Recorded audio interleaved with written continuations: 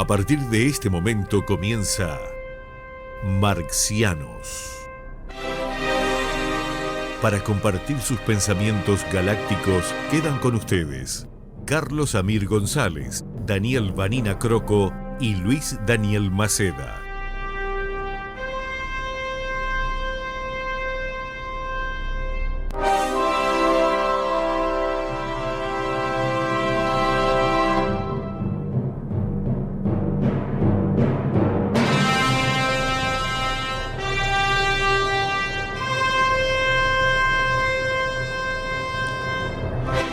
Buenas noches, amable audiencia de Marcianas y Marcianos en la imprescindible. En esta noche de martes 11 de abril del año 2023. Descenso perfecto de la nave en manos de siempre de nuestro comandante de vuelo, el señor Leonardo Pereira. Señora Carolina Reyes, ¿cómo está usted? Muy buenas noches, muy bien, muchas gracias. ¿Cómo están ustedes? ¿Cómo está la tripulación? Pero yo ahí ando. No sé, Daniel Vanina, ¿cómo está? Bien, ¿no? Como buen uruguayo me tiro a menos. Sobreviviendo. No, siempre hay que estar bien, siempre hay que estar bien. No me dice un millonario argentino siempre está... El millón uruguayo no, pero está difícil la cosa. Ahora con el cambio me del fue un poco dólar. bien, pero siempre al chica. La gente se acostumbra a llorar. Y el millonario argentino siempre ponderando. Sí, eso lo reconocen, Claro. porteño por lo menos, los porteños, ¿no? Los argentinos del norte. Yo tuve una experiencia en Tucumán cuando era bastante joven, que fui con un grupo de maestros, por distintas circunstancias, no sé, porque yo no era maestro ni mucho menos, y cuando estuvimos en Córdoba, en Carlos Paz, había una semana del estudiante, y íbamos de Carlos Paz a Córdoba, los mozos nos trataban como horrible, y al final nos dimos cuenta, teníamos que decir rápidamente que éramos uruguayos, de alguna forma que había que decir uruguayos, porque se creían que éramos porteños. Y cuando nosotros decíamos que éramos uruguayos, uruguayos, Cambiaba se la ablandaba voz, todo, cambiaba sí, la cosa. totalmente distinto. Pero los porteños Tienen mala prensa los porteños también. tienen mala ¿no? prensa. Tienen mala prensa. Bien ganada, Puede mala ser, prensa bien ganada. puede ser cierto que en provincias son mejores que nosotros. No, Ahora, es su forma de ser más que en la cotidiana. el montevideano se ha ido aporteñando mucho también, ¿no, Carolina? Hay una gran diferencia entre la gente de Montevideo con la del interior. Con la del Sí, interior. claro. Ujú. Entonces, digamos que somos pares, ¿no? Como que pasa el mismo fenómeno Claro. en un reducto más pequeño. Claro pero... que sí, somos menos cantidad, tenemos, si bien compartimos tradiciones, hay algunas que nos diferencian, pero en sí estamos haciendo lo mismo. Ujú. Morir en la capital. La canción de... Además, Carolina, que es una mujer del interior, ¿no? ¿Verdad? ¿Usted se identifica como tal o no? No, a ver, yo vivo en la parte metropolitana de Montevideo. Ah, de Montevideo. Vivo seguro. en Pando, Claro, que claro, es sí, sí. Yo siempre nada lo del tiro a Pando a límite. Canelones.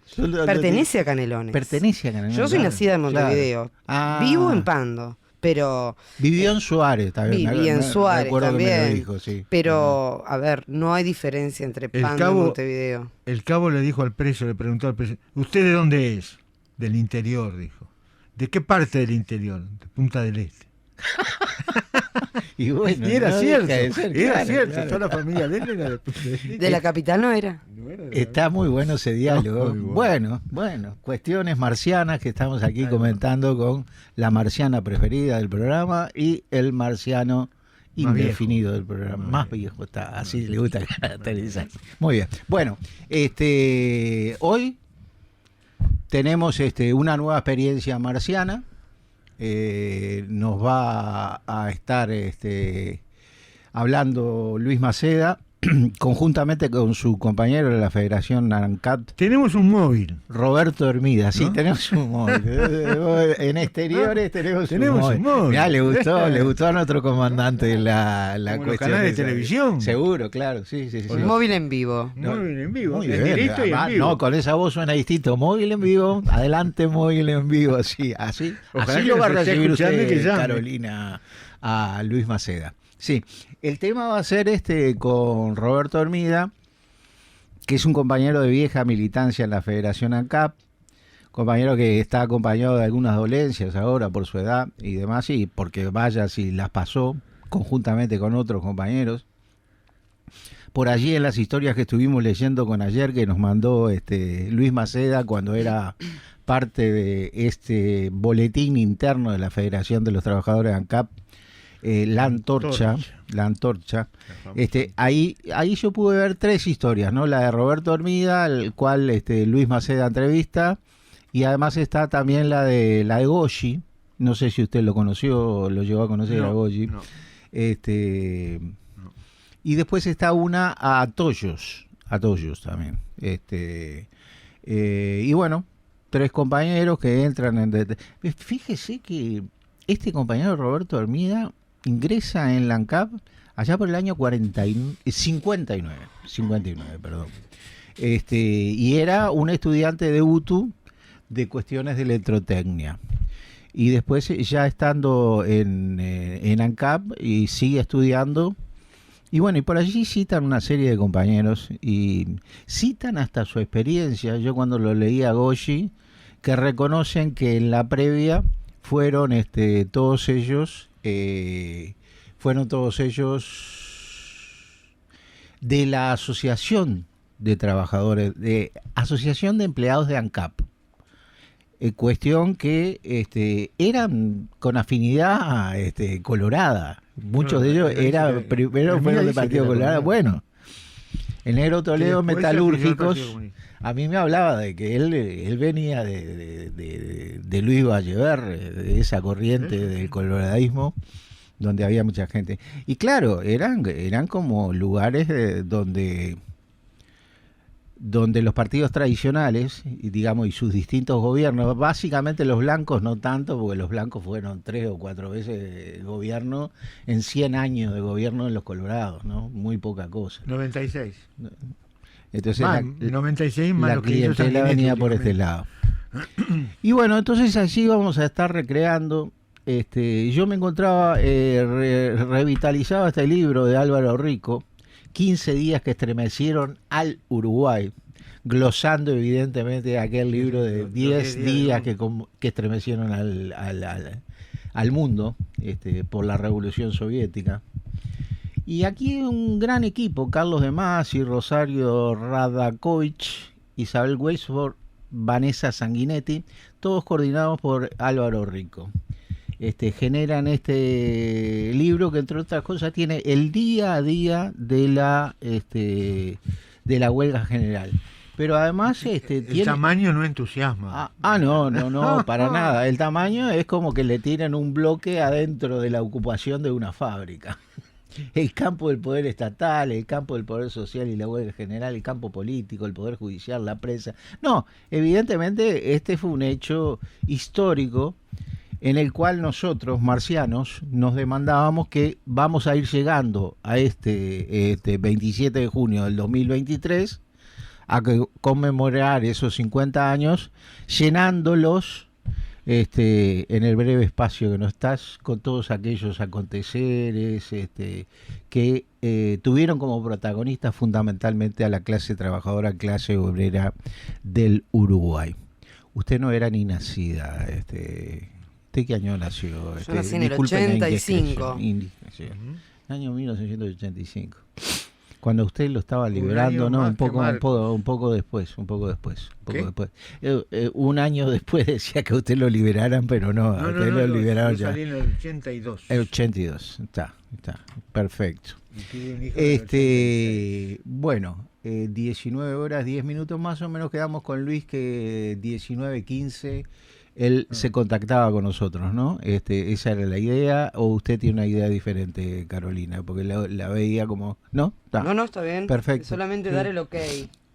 Ahora yo voy ya que tenemos 5 minutos más. Sí. Voy a tocar un aspecto... Déale, como dijo el paisano. Un aspecto que no es estrictamente de la huelga, el significado de la huelga y cosas. Yo lo voy a arrancar por otro lado. En la ideología burguesa se preconiza la heroicidad personal.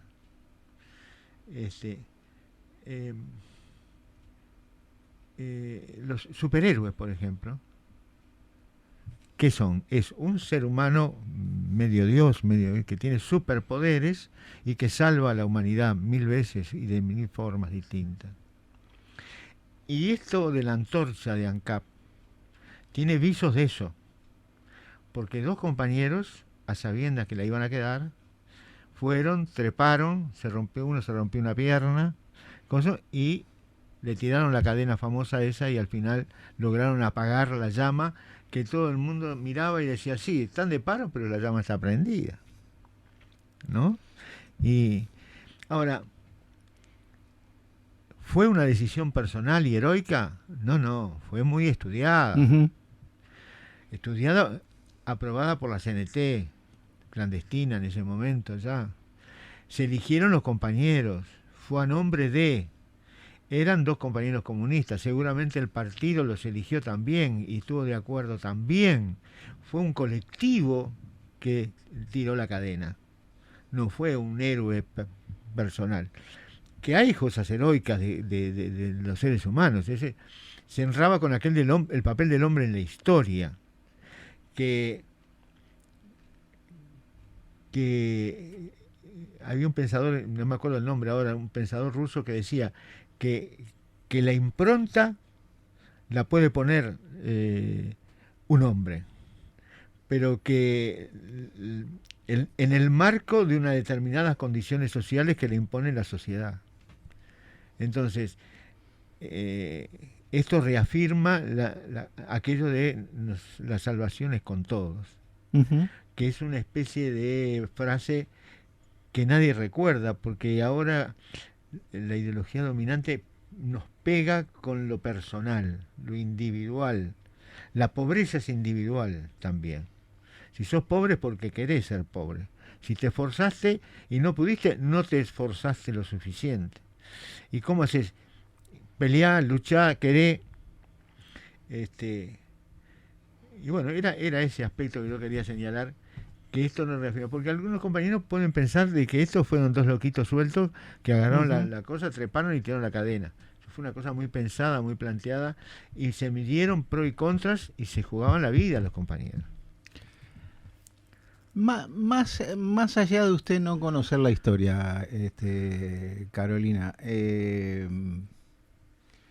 ¿qué le parece este detalle del cual habla Daniel, en el sentido del papel individual de los liderazgos o de una sociedad que se organiza más colectivamente para hacer las cosas y salir de determinadas condiciones en las que vive, digamos?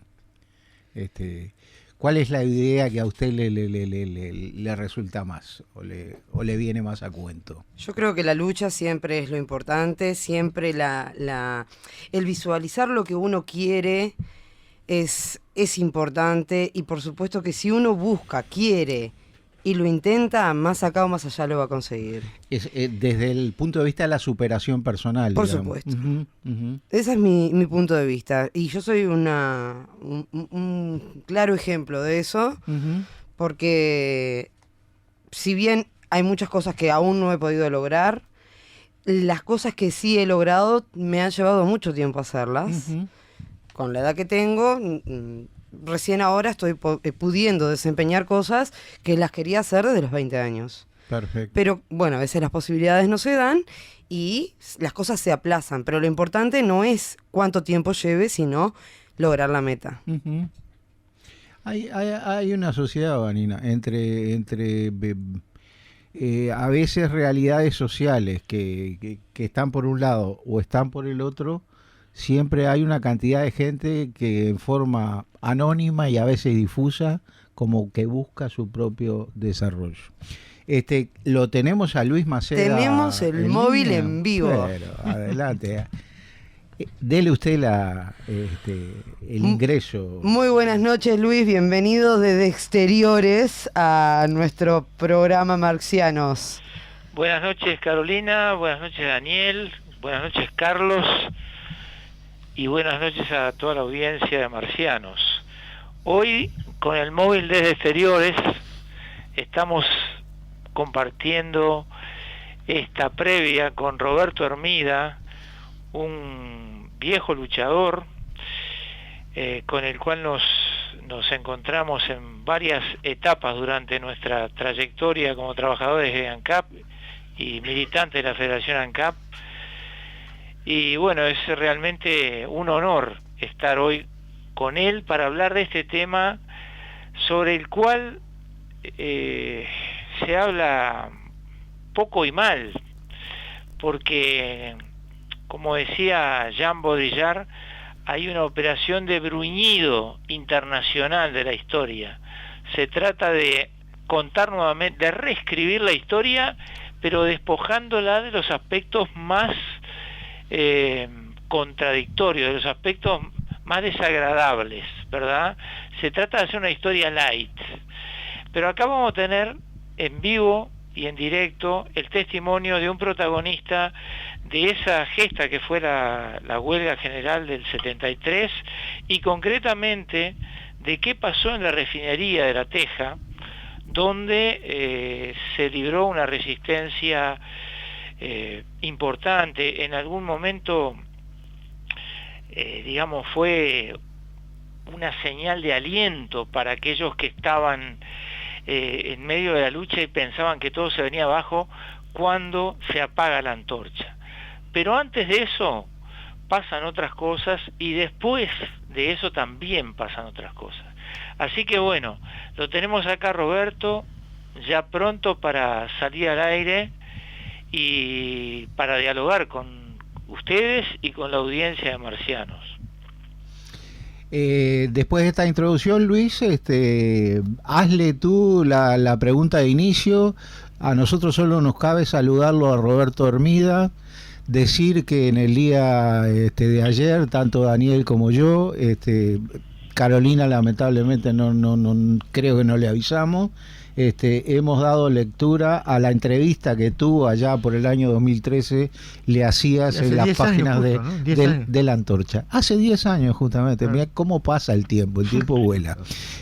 Bienvenido Roberto Hermida a Marcianos, y bueno, ahí en diálogo con Luis, introduce tú lo que quieras. Acá, bienvenido a la nave marciana. Bueno, yo le voy a hacer la segunda pregunta que le hice en aquella época. Roberto, ¿cuándo te afiliaste a la Federación ANCAP?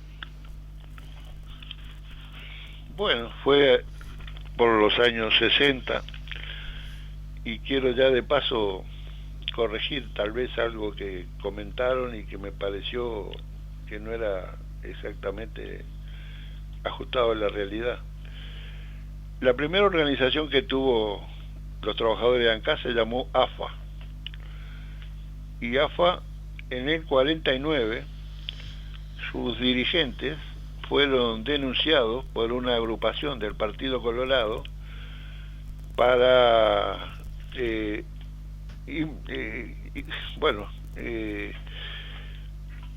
acusarlos de que organizaban un atentado en la refinería. Con eso bastó para que fueran separados de los cargos, y durante varios años estuvieron fuera de ANCAP, y luego ingresaron, pero a lugares lejanos a sus lugares naturales de trabajo.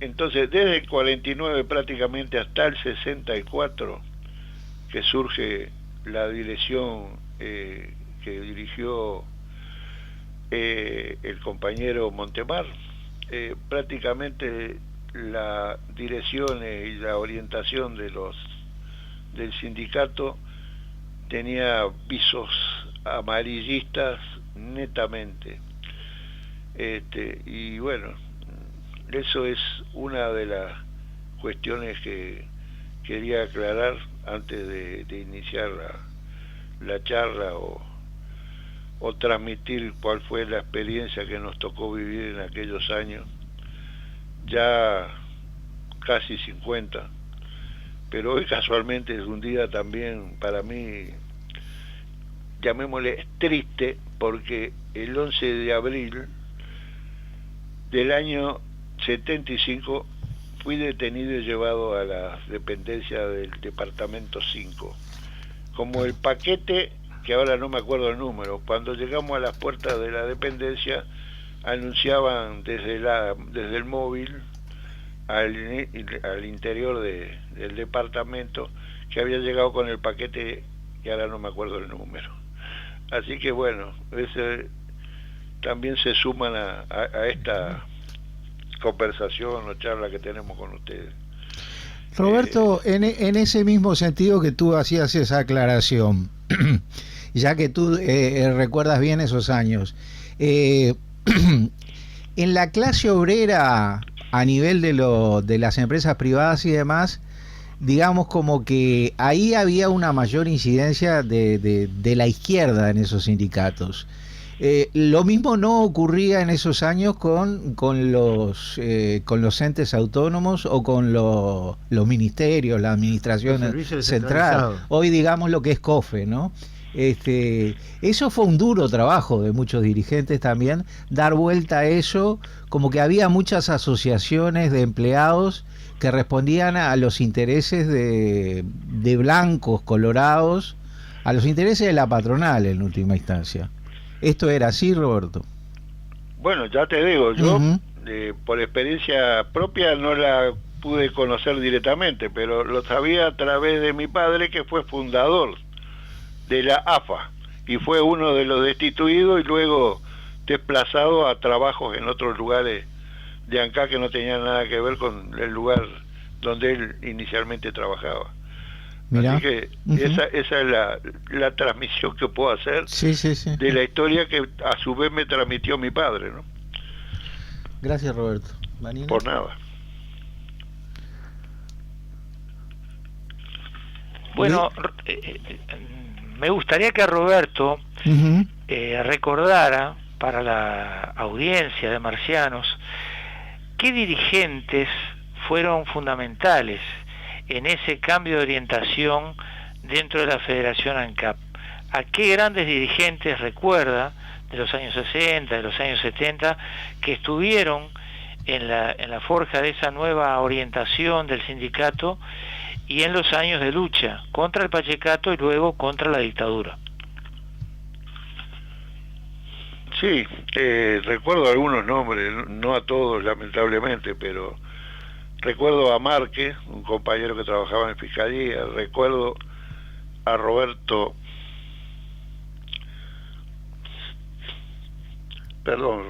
Echar, era carpintero. Recuerdo también al ingeniero Stener, y sinceramente no me vienen a la memoria otros nombres, pero Milton Montemar sin duda fue un líder en todo eso. Le llamaban los tres mosqueteros porque al principio en la asamblea eran tres: él, Márquez y otro compañero que ahora no me viene a mi memoria, los que participaban y tenían propuestas clasistas, y le llamaban los tres mosqueteros. Así que si habrá sido dura la lucha para llegar a tener un sindicato clasista que luego participó activamente en la huelga general y en la lucha contra la dictadura. Tú ahí en la entrevista, Roberto, que te hace en el 2013 Luis, reseña así eso de los tres mosqueteros, y yo ahora revisando este libro que citaba anteriormente con los días de la huelga general y demás, me encontraba que tú hablas de Montemar por allí, hablas del ingeniero Stenery, y ambos estaban recluidos en el tiempo de la huelga general, estaban recluidos en el cilindro municipal. Justamente hablan del ingeniero Stenery y hablan de Montemar. No sé si será el mismo Montemar que tú hablas, ¿no? Sí, sí. Sí, yo te respondo por Roberto, sí, es el Lobo Montemar. Ajá, mira. Milton Montemar. Y acá los tres compañeros que mencionaba, los tres mosqueteros, fueron el Lobo Montemar, Márquez de Fiscalía y el tercero fue Galarza. Esos eran los tres mosqueteros que estaban contra el resto de la dirección, digamos. Qué increíble y cómo se da en estos entes autónomos, sobre todo cuando son este tipo de servicios donde hay clase obrera y profesionales, como el caso de ANCAP, como puede ser el caso de UTE, cómo aparecen gente que son profesionales, pero como que tienen conciencia de clase a nivel de clase obrera, ¿no? Sí, sí, por supuesto, por supuesto. Yo le pregunto, me gustaría preguntarle a Roberto, para ir entrando en tema, ¿qué pasó qué pasó con él o qué estaba haciendo el 27 de junio de 1973? Bueno, ese día, como todos los días, ingresamos a las 7 de la mañana en la planta, ya con la noticia del golpe de Estado, con el diario El País siempre del lado de los trabajadores, anunciando aumentos del 25%. Estaba claro que era para ver de debilitar el movimiento de ocupación que se estaba planteando ya desde hacía más de 10 años por nuestra central de trabajadores. Y bueno, y ahí se empezaron a distribuir tareas. Yo en particular no tenía ninguna responsabilidad en la dirección, era un militante más que cobraba la cuota sindical, porque en aquellos años la cuota sindical había que cobrarla personalmente porque el organismo había prohibido el descuento, cosa que ahora quieren volver a implementar a través de leyes que están intentando imponer con el tema de las personerías jurídicas, que si eso no tiene el sindicato aparentemente no pueden exigir que se le descuente a los trabajadores desde la empresa la cuota sindical.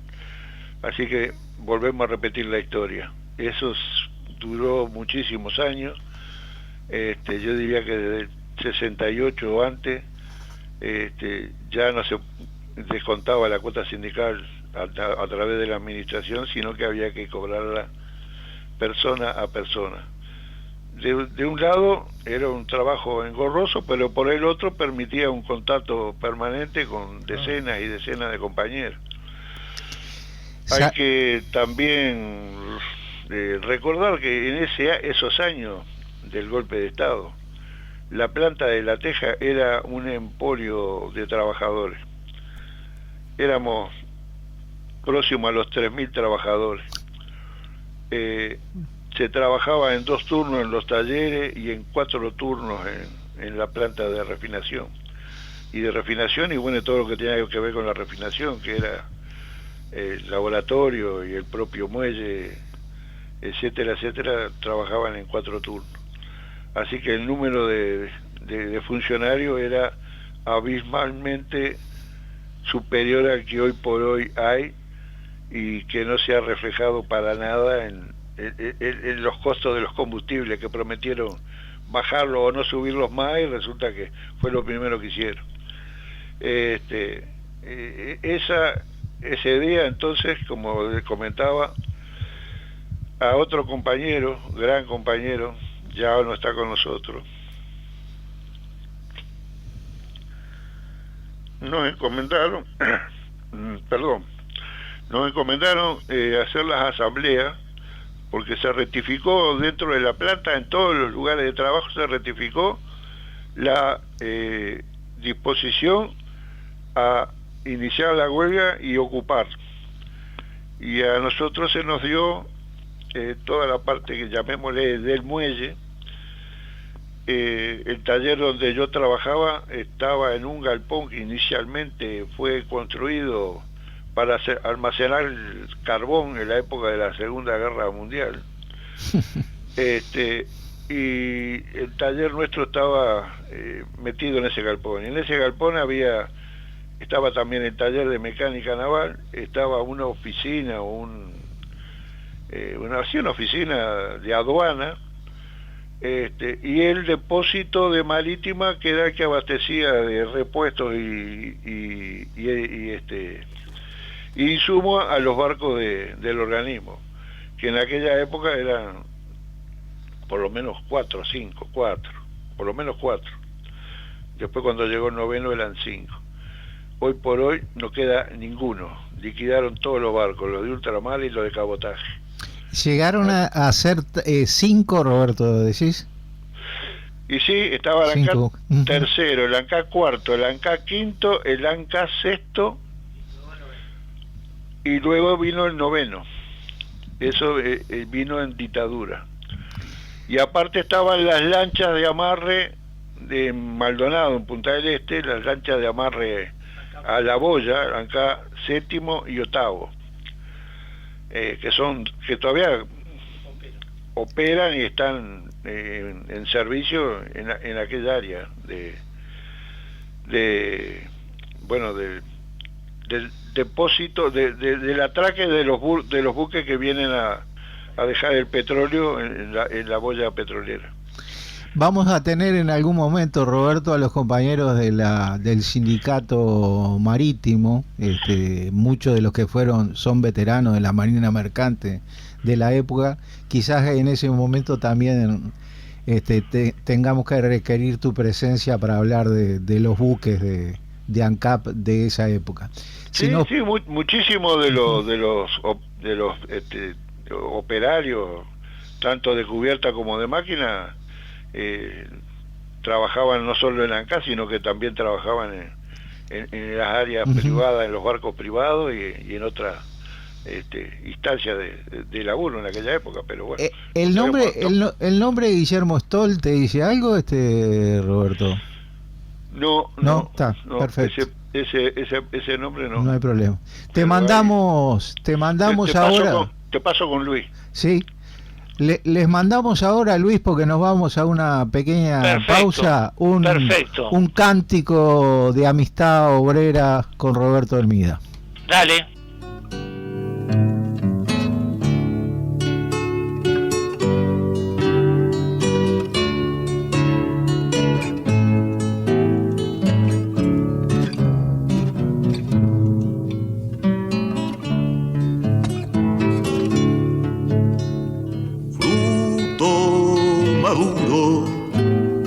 Del árbol del pueblo, la canción mía, siempre por día.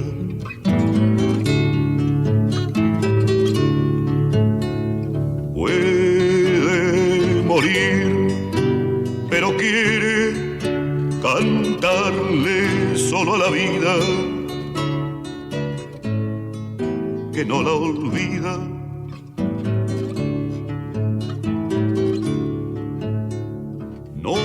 Tiene miedo a la bala, ni a la bomba, ni al infierno. Canta pudiendo.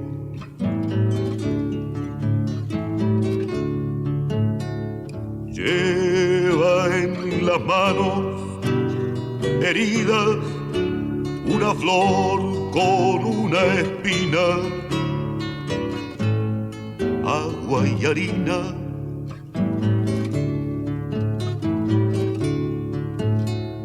Canto del pueblo que ama, también canta por dinero, como un obrero.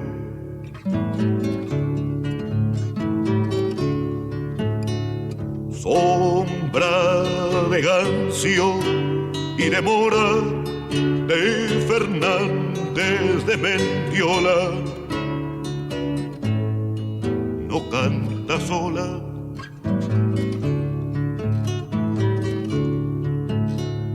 Quiere ser flor y se cierra como un puño, que la cuides, eso me pide.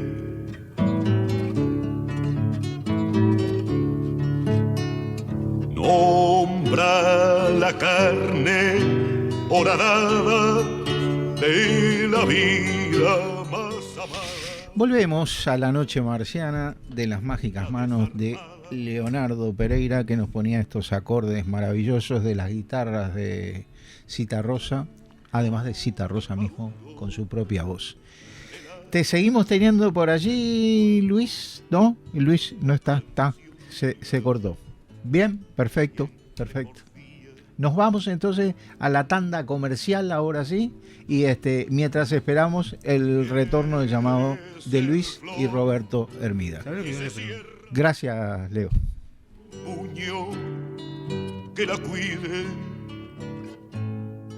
eso me pide.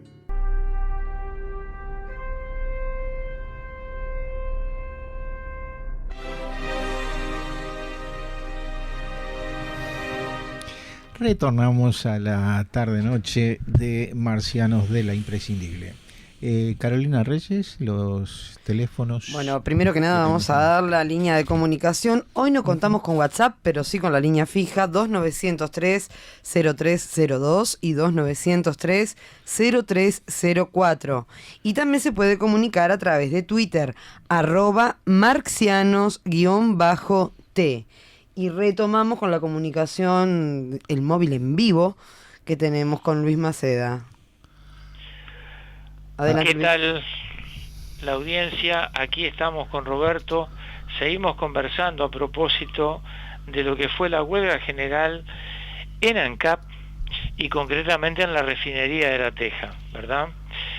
Nos estaba contando Roberto que el día 27 de junio hubo múltiples asambleas donde mayoritariamente se resolvió lo que había decidido la central, o sea, apoyar la huelga general. El tema de apoyar la huelga general tenía algunos aspectos vinculados a la organización interna de los trabajadores y a la logística. Por ejemplo, dónde dormían, cómo dormían, qué comían. Bueno, de todo eso nos va a estar hablando Roberto Hermida desde este momento. Bueno, sí, estaba claro que logísticamente no estábamos bien pertrechados. Por ejemplo, nosotros obtuvimos para dormir en el galpón, que era todo chapacín, un frío de terror, no había con qué calentarlo. Conseguimos bolsas de arpillera justamente en el depósito marítimo, que era con lo que nos tapábamos y generábamos nuestros colchones. Y así con el taller de mecánica y bueno, en mecánica naval y en casi todos los lugares donde no existía calefacción alguna. Y era un invierno crudísimo. Los únicos lugares que había algo de calefacción era el laboratorio y las oficinas que ahí funcionaban, la gerencia, alguna gerencia de La Teja. Ahí era el único lugar en que había calefacción. Entonces era, la verdad, tremendamente difícil el poder conciliar el sueño. Aparte teníamos asamblea a cualquier hora. Cada vez que hablaba Valentín y largaba alguno de sus pelotazos, nosotros teníamos asamblea para mantener a todos los trabajadores informados y a su vez desde ahí poder transmitirle a la familia la tranquilidad que era imprescindible. Y la familia en gran medida era la que traía y suministraba los víveres que luego en los talleres se hacían, se cocinaban. En todos los lugares prácticamente había uno, dos o más compañeros que tenían habilidades desde el punto de vista culinario y encaraban la tarea, que también era toda una labor, porque había luego que repartir, a veces no había los suficientes cubiertos, los suficientes platos, etcétera, etcétera. Pero bueno, se iba remediando, todas esas situaciones se iban remediando con mucha buena voluntad, y aparte también hay que decir que la disciplina y la forma de encarar los trabajadores de esa ocupación fue ejemplar, no hay ninguna duda. sino calculen que casi 3.000 personas ocupando, calculo, no sé, nunca tuve la medida exacta, pero calculo que son 8 o 10 hectáreas lo que ocupa la planta de La Teja. E incluso más, en esos años no existía la tablada y también los cargaderos de combustible, de todos los combustibles, se hacían en la planta, y también estaba la planta de lubricantes, etcétera, etcétera. Así que realmente era de alabar o ponerle un día a cada sector, a cada área, porque la disciplina y la conducta fue, y no hubieron incidentes, por lo menos que yo sepa, no hubo ningún incidente interno. Hasta que llegó la desocupación. ¿Qué día fue, Roberto? Y la desocupación, si no recuerdo mal, fue el 30 de junio, creo que fue el 30. Que la habían anunciado y se escuchaba un ruido ensordecedor, como que venía no sé, un malón de camiones o de tanques y de caballos, y así fue nomás. Venían tanques que inclusive en la parte de la entrada por refinería lo tiraron abajo con un tanque, el portón. Por la entrada que daba a la planta, los cargaderos de granel, entraron tanques y se fueron hasta la punta del muelle, hasta donde ya después de ahí no podían seguir más. De ahí dieron la vuelta y otra vez volvieron al centro de la planta. Mientras tanto, en los camiones iban descargando soldados cada 10, 20 metros con una ametralladora, y quedaban ahí como estacas, eran inmóviles, no hacían absolutamente nada, pero evidentemente era un elemento de disuasión fuertísimo.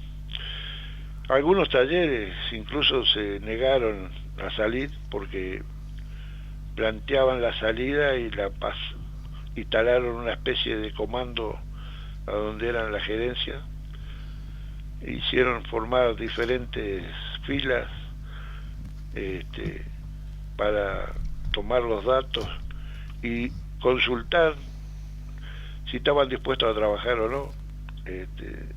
Había surgido la voz de la federación de decir que ese día no, pero que al otro día sí. La intención era poder salir y reorganizar afuera la huelga. Tal es así que ya los propios que tomaban las declaraciones, ellos mismos gritaban: sí, ya sé, hoy no, mañana sí. Así que bueno, eso era de todos los momentos pasados. Yo creo que de los peores fue cuando gasearon el taller mecánico. El taller mecánico se había cerrado sus puertas, sus portones son de acero, y por los costados hay toda unas vidrieras que son las que dan iluminación al taller. Bueno, rompieron los vidrios y gasearon desde ahí para que la gente saliera desde el taller. Y bueno, podíamos contar muchísimas anécdotas de todo eso, pero creo que por ahí nos quedamos y es suficiente. Daniel Vanina tenía una pregunta para hacerte, Roberto. Bueno, dale. Sí, fue crucial el tema de la antorcha. Lo que estábamos afuera, veíamos con desesperación que la planta estaba ocupada, se había reocupado, etcétera, pero la antorcha seguía prendida. Entonces, la decisión, ¿cómo fue eso? ¿Cómo fue el antes, el durante y el después de la antorcha, de la apagada de la antorcha? Bueno, la antorcha seguía encendida y mentían abiertamente diciendo que se estaba produciendo normalmente, cuando en realidad lo que se hacía era lo que le llaman recirculación, y en la recirculación la antorcha se mantiene prendida porque justamente elimina gases que pueden ser nocivos y que pueden perjudicar el resto de las instalaciones. Así que eso era el fósforo que alumbraba la esperanza o no de muchísimos uruguayos, sobre todo acá en Montevideo, que veían en la antorcha algo que no era, no era difícil de sostener que el combustible se estaba produciendo normalmente, porque escaseaba, pero en definitiva los medios de comunicación, como siempre o casi siempre, están a la orden de los que mandan, y bueno, transmitían esa visión. La disposición yo la desconozco porque no estaba en esa instancia, pero nosotros teníamos como forma de comunicarnos o como forma de transmitirnos novedades el paseo del Paso Molino. El Paso Molino era durante todo el día y la noche, prácticamente circulaba decenas de trabajadores de ANCA que se transmitía la información. Hay que saber que en aquella época no había celulares, no había otro medio de comunicación que no fuera la palabra directa, mano a mano, boca a boca. Y bueno, así era que se transmitía la información, y por lo tanto no era fácil tener a todos los trabajadores organizados y informados correctamente, porque no eran todos los que iban a pasear por el Paso Molino. Aparte, después, sabiendo eso, habían largado un montón de tiras, e inclusive a un funcionario de la planta, que era de cañería, que había sido en algún momento soldado, se había sumado a denunciar a quienes eran funcionarios de ANCA. Entonces se complicó bastante la transmisión de información, pero de todas maneras se llegó al 9 de junio, el día de la famosa, según ellos, asonada, en donde, bueno, se intentó detener el ingreso de trabajadores que habían perdido la perspectiva, y la desinformación los tenía presos de sus necesidades, de su familia. Y bueno, no obstante eso, ese día, que fue un día de terrible tormenta de lluvia y viento, se hicieron piquetes a las 5 de la mañana para subir a los ómnibus y hablar y repartir volantes con los trabajadores que valen lo mismo, que la huelga seguía, etcétera, etcétera. Pero también eso, una hora después, un poco más, fue también reprimido. Hicieron pinza con camiones del ejército y detenían a los ómnibus, o cualquier transeúnte que pasaba por la calle también lo detenía. Se dio el caso de que yo iba con otro compañero a la altura de Manuel Gutiérrez y el puente ahí sobre el Miguelete, frente a lo que era en aquella época la metalúrgica Nervión, y cruzaron del otro lado del puente, hicieron una pinza con 2 camiones del ejército, y no pasaban ni las moscas. Todo el mundo terminaba, lo metían para dentro del boliche para interrogarlo. Había un boliche ahí en la esquina, ahora creo que hay un gimnasio, la verdad que no, hace tiempo que no paso. Bueno, y ahí el interrogatorio, para dónde iba, de dónde venía, dónde trabajaba, cómo se llamaba, bla, bla, bla. Al compañero que venía conmigo llevaba una agenda, pero los teléfonos los tenía todos trabucados. Entonces llamaban por teléfono, del teléfono ahí del boliche, a los teléfonos esos, y del teléfono se ve que del otro lado le decían cualquier cosa. Malos, estaban como unos salados.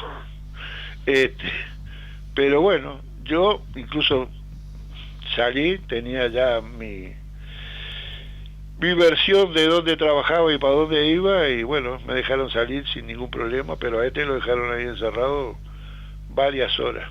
Así que por ahí algunas de las anécdotas de ese 9 de julio, ya era julio. Y bueno, se seguía, inclusive nos seguíamos tratando de reunir y informar a los compañeros. Un aliciente para eso fue un partido que jugaba Uruguay por la eliminatoria en el Estadio Centenario contra Ecuador. Ese partido posibilitó que se hicieran alrededor del estadio, y calculo que en el mismo estadio también, decenas y decenas de reuniones y asambleas donde se informaba de que la huelga seguía, la huelga continuaba, y también ese día era antes del 9 de julio, se planteaba lo que iba a ser la manifestación por 18 de julio. Se anunciaba también que iban a sonar las campanas de la iglesia y otras cosas más. Eso creo que no sucedió, pero lo que fue sin duda maravilloso fue el volcarse la gente a 18 de julio, sabiendo que la represión estaba a la vuelta de la esquina. Eso son algunas de las cosas que recuerdo nítidamente. Luis, ¿estás por allí? Sí, cómo no. Tendríamos que ir redondeando, porque estábamos en Bien. las 8 menos 5, pero Perfecto. tú decime qué cuestiones a destacar. No. Hay una cosa última así que me interesaría mucho, es toda esta experiencia de la ocupación de parte de 3.000 trabajadores, que además esto no estaba circunscrito, digamos, que a Montevideo nada más, porque ANCAP tenía cuestiones allá por Es Salto, cierto, la es remolacha Sí, azucarera. todavía queda Ajá. de aquella época un dirigente y militante, Otilio Chácharo, Otilio Chácharo. con el cual podríamos en futuras ediciones tomar contacto para que nos relate su versión acerca de estos hechos históricos. Debe estar súper veterano Otilio Chácharo. Supimos pero- estar con Daniel y con él. Estuvimos en la misma barraca con el Seguro. Tilo. Sí. Con Otilio, ¿cómo no? No, pero a Otilio, claro, le llaman Tilo, nosotros decimos El Tilo, Todo el mundo le llama Tilo. el Tilo Chácharo. Una cosita Chácharo es el nada más. apellido, ¿eh? ¿Cómo? Chácharo es el apellido de él. Claro, porque Sí, hay varios, sí. eran varios hermanos. Tres hermanos, Tres Chácharo. hermanos, sí. A mí me gustaría recordar el 4, me dice acá Roberto. Me gustaría recordar, mencionar, porque me parece que corresponde a dos nombres: Ernesto Goyi, Ajá. que nos dejó hace poco, y Ernesto Vega, que fueron los dos compañeros que tuvieron la operación de riesgo del apagado de la refinería el 2 de julio del 73. Ernesto Vera vive aún No, los dos son fallecidos. los dos son fallecidos. Vega, sí. Que bueno, me parece que corresponde por lo menos un recuerdo para esos luchadores que se jugaron el todo por el todo, ¿no? Totalmente. Inclusive hay una cosa curiosa, porque Sí. la planta de Paysandú de ANCAP, que debe haber jugado, no me cabe la menor duda, algún papel destacado también, porque increíblemente en este libro que estaba repasando, Sí. la huelga se levanta el 12 Ujú. y en Paysandú siguen hasta el 13. Ah, La mira huelga tú. se levanta el 13 en Qué Paysandú, increíble. siguen un día más, ¿sí? Qué increíble. Es increíble. Ujú. Te voy a dejar con Roberto, porque así se despide de la audiencia y nos va a dar una información que tiene ahí de algunos compañeros que recuerda. Perfecto. Me despido yo, entonces. Ya Gracias, Luis. Gracias, Luis. Muy interesante y muy importante esta Bueno, entrevista. yo no quería dejar pasar la oportunidad. Hay compañeros que se recuerdan enormemente. Ustedes nombraron recién a dos de ellos, Altano Goyi y Ernesto Vega. Pero yo quisiera nombrar a algunos compañeros de otras áreas de ANCA, de Alcole, por ejemplo. Dotone, seguramente nadie lo tiene, lamentablemente murió ya hace muchísimos años en un accidente doméstico, pero era un compañero así de los imprescindibles, y que tuvo una labor importantísima, e inclusive más, yo diría que si hoy puedo estar contándoles el cuento, alguna parte de eso es parte de Dotone.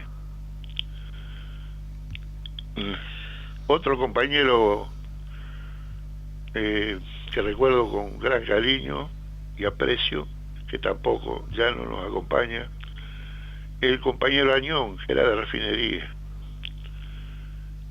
Juan Carlos, el compañero que yo les comentaba que hicimos las asambleas allá por los muelles. Otro sería a Lucas, a René Lucas, un compañero de oficinas centrales. Ingeniero químico. Era ingeniero químico también.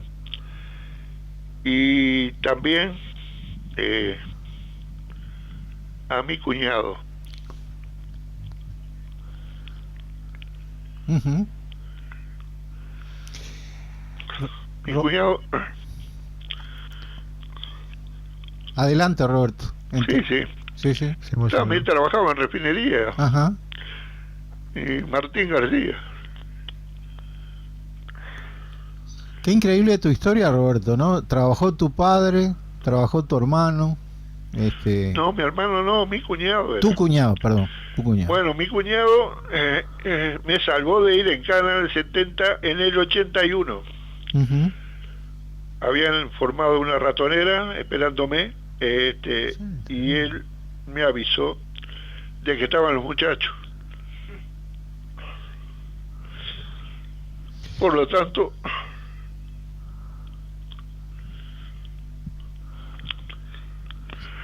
si hoy puedo hablar, también se lo debo a él.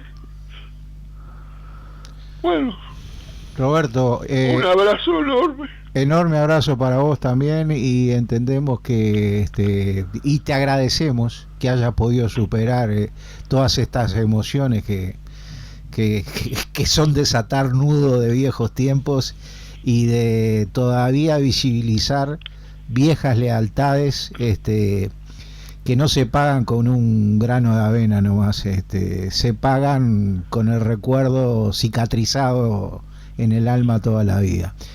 Muchísimas gracias, enorme abrazo para ti y para Luis y vuestra querida Federación de Trabajadores de ANCAT, que supo tener y sostener un noble sentido de la lucha de clases en momentos tan difíciles para el pueblo uruguayo, cosa a la cual todos nosotros estamos también enormemente agradecidos. Carolina Reyes. Me despido del invitado, me despido de Luis y me despido de la audiencia, ya que estamos en hora de cerrar el programa, y nos reencontramos el próximo martes. Una última consideración. No hubo exageración cuando se dijo que la resistencia había sido heroica, y siguió siendo heroica durante muchos años más. Uh-huh. No hay pero hubo una resistencia que en parte logró derrotar, entre comillas, a la dictadura tiempo después, pero ahorró unos cuantos años. Totalmente. Ahorró unos cuantos años. La dejó huérfano de todo apoyo, claro, partiéndole en la crisma, digamos. La otra gran batalla fue el plebiscito del 80. Perfecto. Don Leo Pereira, muchísimas gracias y nos vemos el martes. Wow.